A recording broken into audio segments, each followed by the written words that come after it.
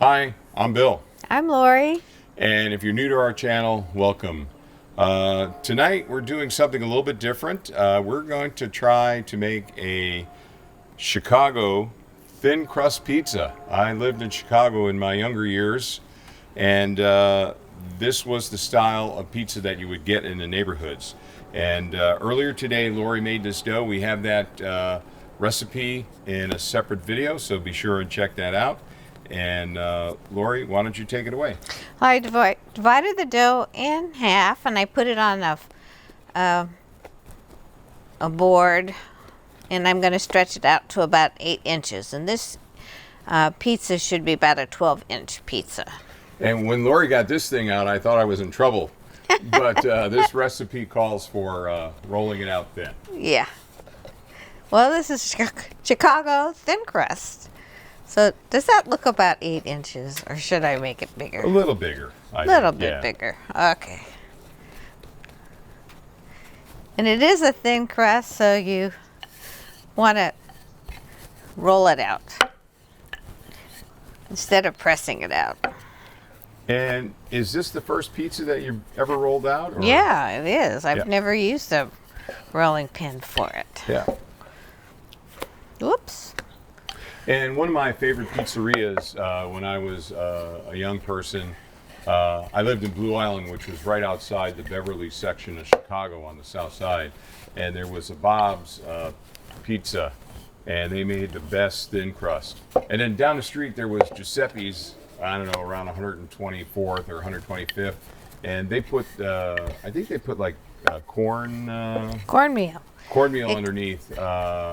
It calls for cornmeal, or the original recipe from America's Test Kitchen, but I wasn't sure that I was afraid it might burn, so I'm just going to stick to our usual mix on the peel. And we're managing our oven a little bit differently tonight since this is a thin crust. We're starting on low, and right now, I don't know, we're about 700 degrees, so I'm going to turn it down to what we call low, okay? Okay. What do you think? Yeah. Okay, agreed? So that looks about 12 inches, don't you think? Or do you think I have problems with spatial. Yeah, that's That's nice. good? Okay. Okay. So we're using this sauce that was recommended, and we're going to apply it half of this sauce to the pizza, and we're going to take it all the way to the edge. Oh, so much for the... And also this is different because we're going to put the sausage underneath the pizza. Yeah, one of the... underneath the cheese. Underneath cheese. One of the hallmarks, from my recollection, was that the toppings were always below the cheese. Do you want to move your pie onto here, or are you going to do it all on there and then move it? Well, maybe I better put it on there before I forget. I think you're supposed to be able to just drag it on. Okay, that looks pretty good. Okay. And then I'm going to move. Here, you can lift that up and just put it right down there. And there you go. I hope. Right. And if you don't have enough semolina, which I don't think there is, I'm afraid it's going to stick. Well, let's see. We're still fine-tuning. This 14-inch uni peel seems to require a lot less semolina than our wood peel. So we'll see here in a moment. Okay. I've had about 6, launches since we've got this 14-inch peel. This particular dough might be a little... It might be. We'll see. Okay.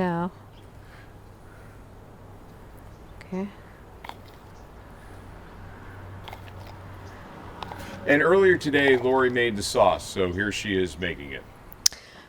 Well, the Chicago-style pizza has a distinctive sauce, and it's a no-cook sauce, and we're using tomato sauce instead of just regular tomatoes. And so we're going to add some tomato paste, and the sauce itself has salt, so we don't add any additional salt. And we're gonna add 2 teaspoons of sugar. We're gonna mix that together.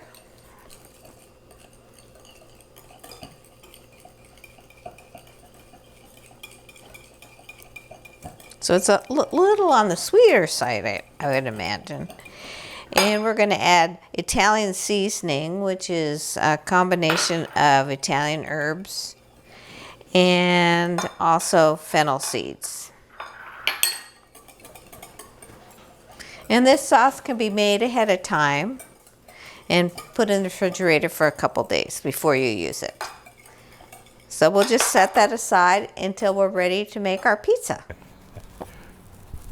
Oh, okay, that looks good here. We need to get right in here. Oh. So here, I'll lift it up. Okay. You push it, yeah. Okay, let's see. Okay, wait a minute. I'm launching, I guess, huh? Yeah. Okay. I think I can do it. Oh. There we go. Oh. Okay. Okay. And I heard ignition. Something ignited. Let's turn it down to the Ooni low because it's way. It is at the Ooni low. Oh. I mean the low. It is low. Okay.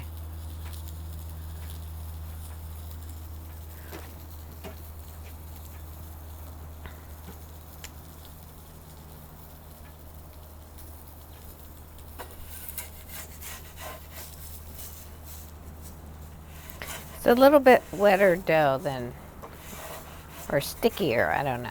Okay. Okay.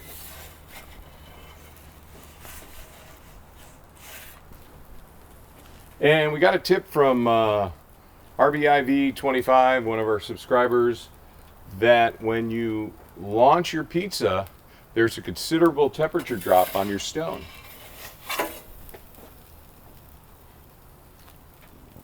And so it's good to keep, when you turn the stone, when you turn the pizza, to keep the pizza in the same spot on the stone, which I've not been doing. So I'm going to try and do that. And Laurie, do you want to put the rack out there? Okay. Okay, interesting. We're getting a rise.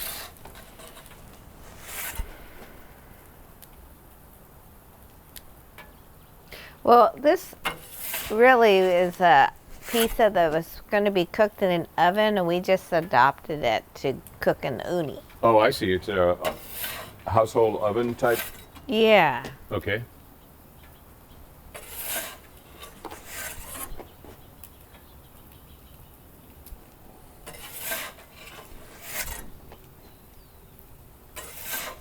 Smells great, though.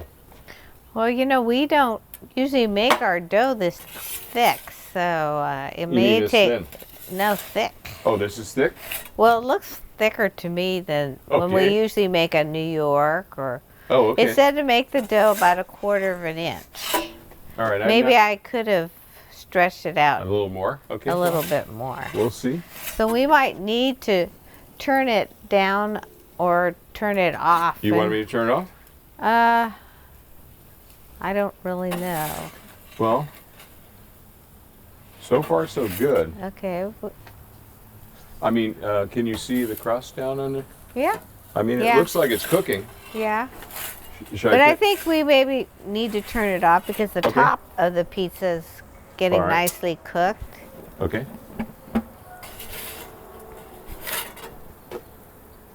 Yeah, we're getting a little charred on the on the crust in a couple spots, but yeah. So let's just leave it in there. All right.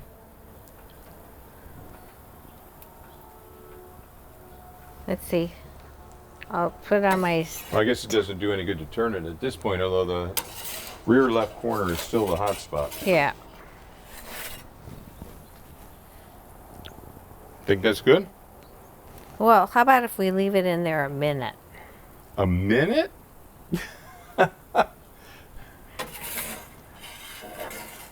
See, the top is nice and okay, we'll leave it in there a minute. And this particular recipe is Chicago thin crust. The person who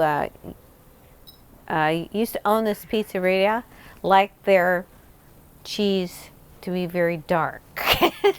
Yeah. So did you recall that? Did they make their? I don't know if it was dark, but I mean, it was. Yeah, it was not. You know, It's white. not It had a. Yeah. Okay. How many seconds we got? 9 more. Nine.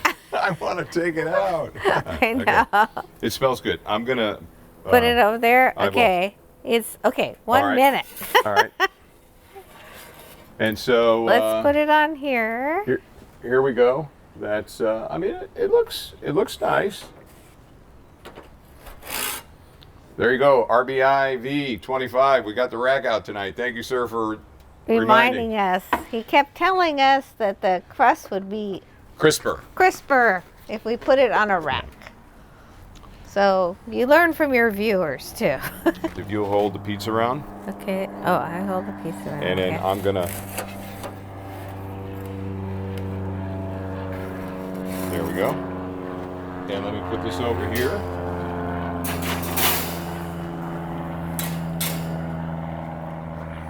All right, then we're going to use our Ooni rocker blade. Now, for those of you that are familiar, you know what I'm going to do here, right?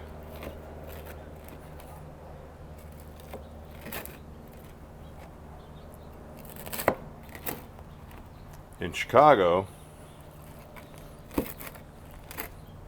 we cut it in squares. Wow, it looks like what I remember. A Chicago thin crust, but it's not Chicago thin crust. And it wasn't really that thin. You just called it a thin crust, but it wasn't thin. Right. I mean, it wasn't like something that we'd get like at the Palomino or something that was really thin. Oh. And I always used to like to go for the corners. Oh yeah. So this is going to be hot. Look at that. Yeah. See, it has a pretty nice rise. Look at that. Right? Oh yeah, show that to. Yeah, you can show it probably in that camera. Yeah, and the crust is definitely cooked. I mean, so there's no doubt about that. Okay. All right.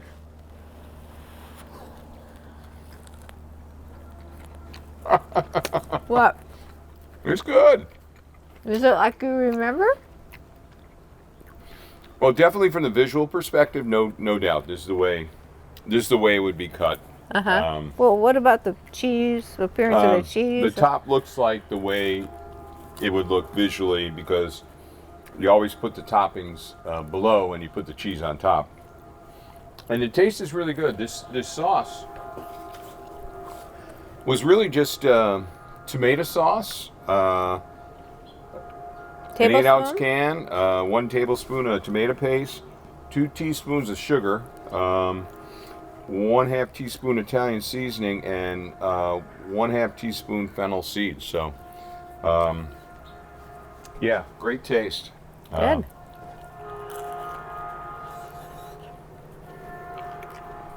Okay, well, what do you think? Let's wrap it up on this one. Okay. And if we cook another one and it turns out any different or it doesn't work out as well, then we'll bolt it on to this video here. But otherwise, I'm going to call it a success. Okay, great. Yeah. Just like home. That crust and everything is really nice. And you should check out the dough recipe because it was like the simplest recipe so far. I think it was less than 3 minutes. Yeah, you just need a food processor, but if you have that, you're set. And this turned nice taste and everything. So, okay, anything else? No. What do you always say? Like, subscribe, share? Share. All right. Till next time. Till next time. Thanks for See watching. Ya. That is good.